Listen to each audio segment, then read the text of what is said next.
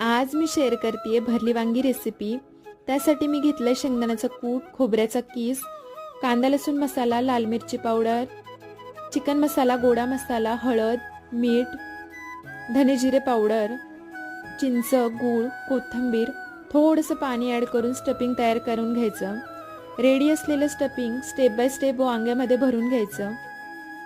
तयार आहे आपला मसाला आणि वांगी। त्यानंतर कुकरमध्ये तेल, जिरं, मोहरी, हिंग, कढीपत्ता, आले लसूण पेस्ट, कांदा टाकून 10 मिनिटं मिश्रण गोल्डन ब्राऊन होईपर्यंत परतून घ्यायचं। नंतर ॲड करायचं टोमॅटो, थोडंसं मीठ, 5 मिनिटं पुन्हा परतून घ्यायचं।